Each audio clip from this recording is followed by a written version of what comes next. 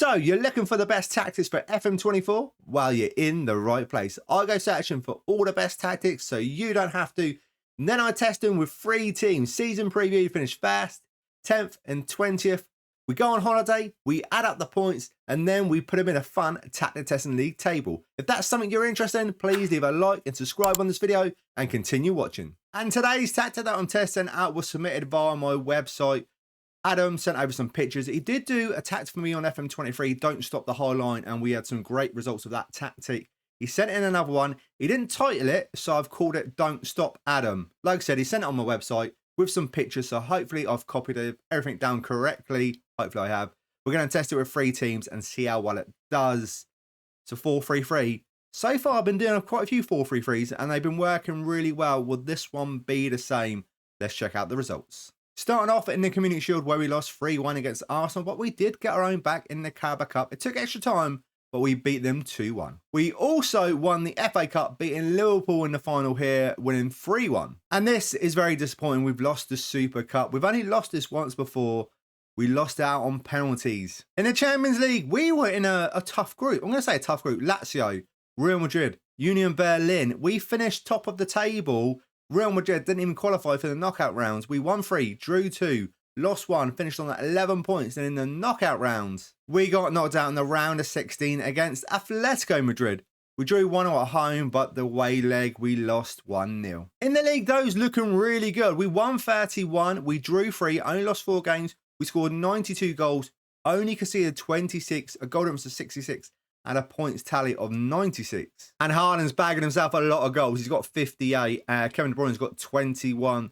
Assists are coming from Kevin De Bruyne, a good season, 19. And the best performer in the league is Haaland with a 7.65. And defensively, what we got? We got 29 clean sheets. On to team stats now. What we got? Most points a game, a 2.53, which is great. Most goals were top here with 92. We're top on most shots for with 673. We're top on fewest shots against with 208. That's really good. Most dribbles made, 5th place here, 679. Most clean sheets, 2nd place here with 22 clean sheets. Fewest conceded. Arsenal defensively very strong.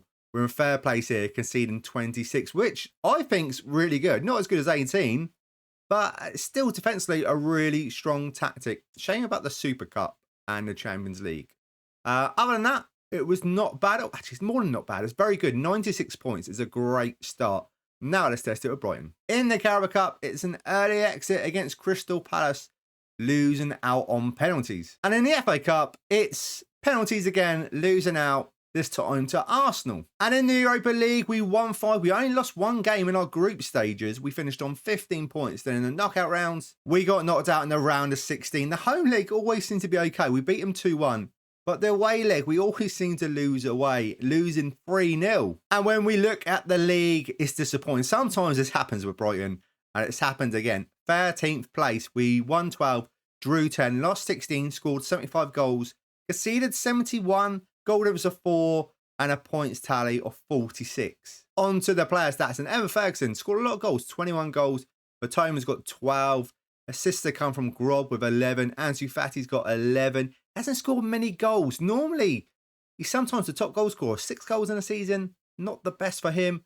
Best performer is Evan Ferguson with 7.09. And when we look at clean sheets, we've got 8. On to team stats. And what lists are we on? Well, we're on the 1 list. Most goals. Fair place here, 75 goals. But we conceded too many.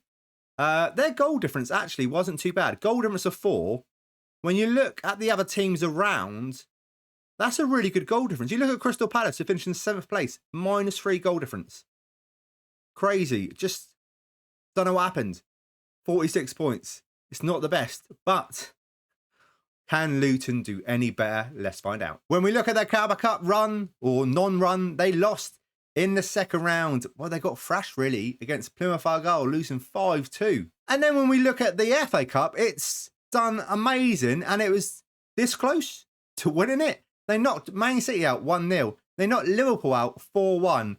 They faced Chelsea in the final though and lost 2-1. Well, I'm going to say now, I called it. I knew Luton were going to do better. They finished in 11th place. They won 14, drew 7, lost 17, goals for 56, goals against 62, -6 goal difference and a points tally of 49. And on to the goals, and their top goal scorer is Colton Morris with 15, Ross Barkley with 11.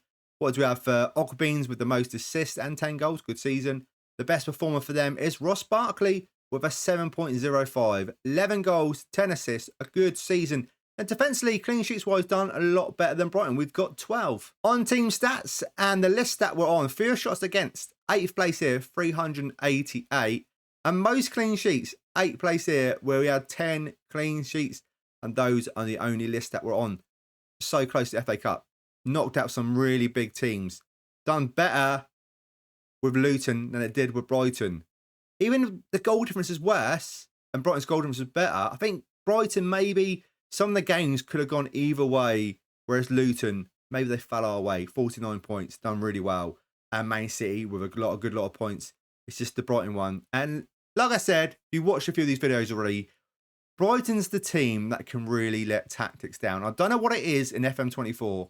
But Brighton just seem to be that team. Right, let me add up the points, but a little fun tactics league table, which is on its way next. So, Don't Stop Adam comes in at a number 10 spot, 157, drew 20, lost 37, goals for 223, goals against 159, a goal difference of 64, it won 3 trophies, and a points tally of 191, which is not bad, considering Brighton let this tactic down.